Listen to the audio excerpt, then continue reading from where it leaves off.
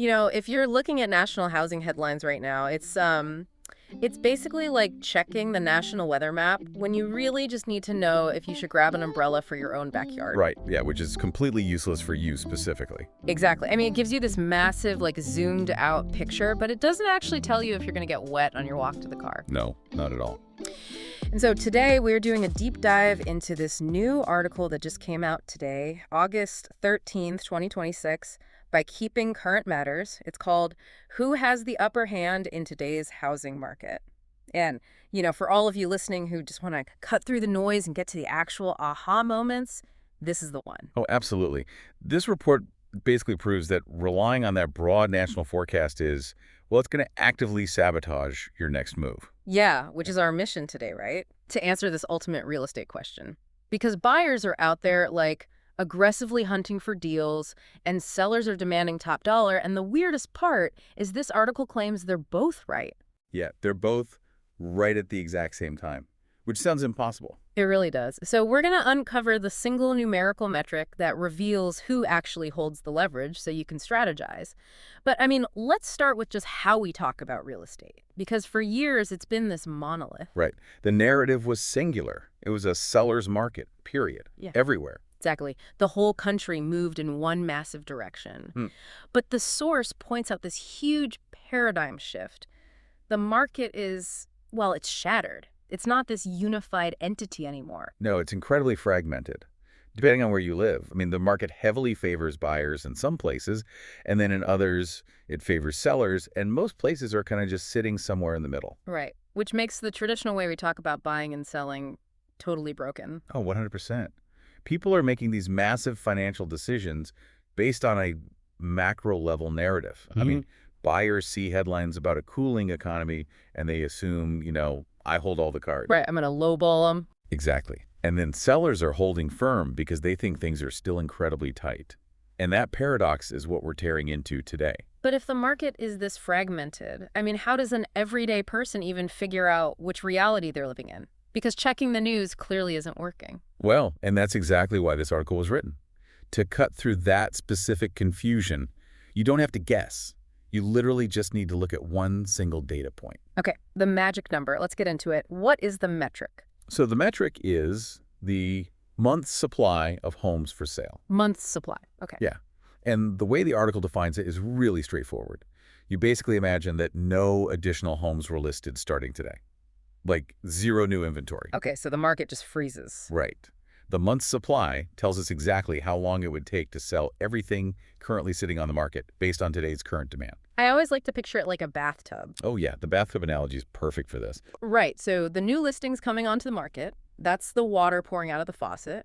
And then the buyers who are purchasing those homes, they're the open drain at the bottom. Exactly. So the month's supply metric is basically asking, if you completely turn off the faucet today, how long will it take for the drain to empty the tub entirely? Okay, so what are the actual numbers we're looking for here? What's the breakdown from the article? So the source gives us three very distinct thresholds.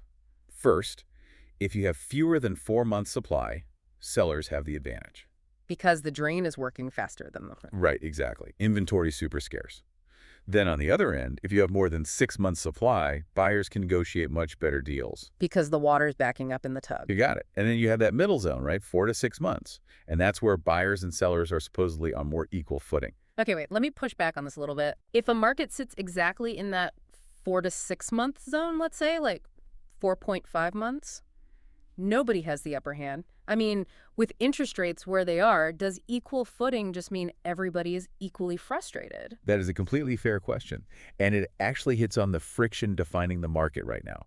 Because the current National Association of Realtors data, which the article cites, puts the national average right now at exactly 4.6. Wait, 4.6. So officially, on a national level, we are right smack in the middle of that balanced territory. We are. After years of being tilted heavily in the seller's favor, we're back in a balance zone. And it doesn't feel balanced, does it? No, it feels terrible for a lot of people.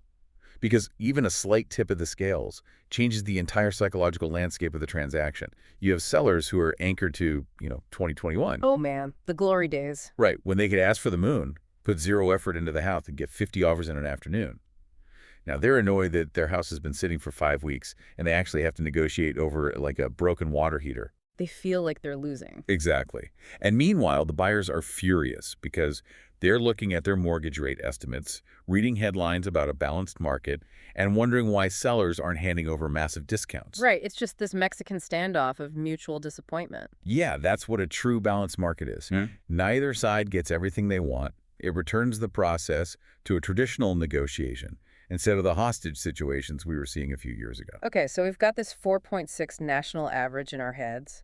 We understand the bathtub, but this is where the article kind of pulls the rug out from under us, right? Yeah, this is where the national average becomes actively deceptive. Right, because if you don't look closer, you're missing the real story. The article brings in this Redfin data, and it maps out cities by leverage. Yeah, the map is really eye-opening. It's color-coded, right? Blue for buyers, orange for sellers, gray for in-between.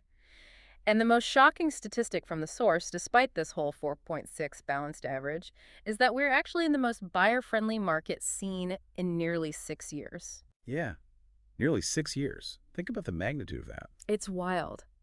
But, okay, paint a picture for us, because buyer-friendly is a nice term. But what do these two extreme ends of the spectrum actually look like on the ground? Okay, so let's look at the contrast detailed in the text. In a buyer-leaning market, those blue zones on the map, where supply is over 6 months, the carrying costs for a seller start to become a crushing reality. Right, paying the taxes, the heating bills. And just the mental fatigue of keeping a house spotless for showings month after month. That drain forces sellers to start dropping prices. A buyer in that market might get thousands of dollars in concessions. Oh, like a mortgage rate buy-down. Exactly. The seller might literally pay cash at closing to lower the buyer's interest rate for the first year or two just to get the deal done. The buyer can demand repairs, and the seller basically has to say yes because there are 5 other houses for sale on the same street. Wow. Okay, so that's the blue zone. But then in the very same economy, reading those very same national headlines, we have these orange seller-retained markets. Yeah, where supply is under 4 months. And in those markets, it's a totally different universe. Buyers are still stressing out, putting in their absolute best offer on day one, and they're still losing out to rivals. They're probably still waiving contingencies, right? Oh, absolutely. They're dropping the inspection contingency. They're using escalation clauses to automatically outbid people. They're watching prices inch higher. Same overall economy, vastly different experiences. It's just nuts. Which brings us to the practical application of all this. Because the experiences are so wildly different depending on your zip code, how should you actually behave? Well, the article is really clear on this. The biggest mistake you can make right now isn't thinking it's a buyer's market.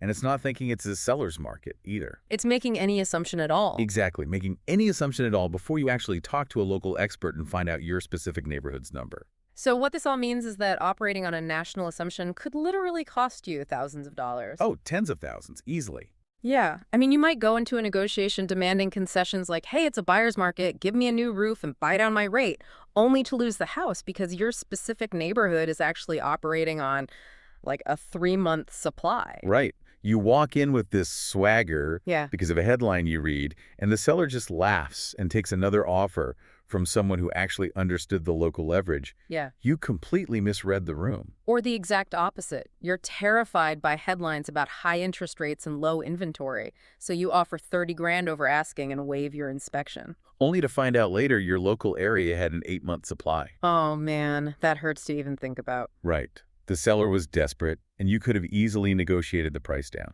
You literally just set your own money on fire because you brought a national strategy to a hyperlocal transaction. You cannot navigate a complex city using a globe. You need the street-level map. That is exactly the bottom line from the source. An agent's local knowledge matters more right now than it ever has before. Your entire strategy, how you price, how you make offers, how you negotiate repairs, it has to be hyper-tailored. Okay, so let's wrap this up because this deep dive really shifts how you have to look at things.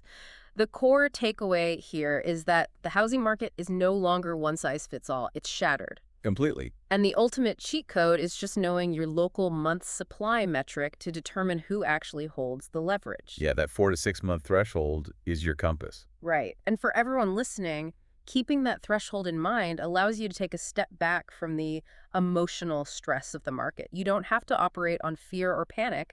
You can just look at it purely mathematically and ensure your strategy matches your reality. Once you know your local number, the fog kind of just lifts. You're Yeah, just doing the math. exactly. But, it does leave me with a pretty big question, and this is something for all of you to kind of mull over. Yeah, what's that? Well, if hyperlocal housing data completely overrides the national average, what other major economic narratives are we entirely misinterpreting? Oh, that's a really good point. Right, like inflation or job growth. Are we just getting it completely wrong by only looking at national headlines instead of our own backyards? I mean, if the biggest financial transaction of your life is this intensely local, it makes you wonder about the rest of it. It really does. It really makes you ponder just how local your view of the world should actually be. So next time you see a sweeping economic headline, maybe go check your own local weather first. Thanks for joining us on this deep dive, and we'll catch you next time.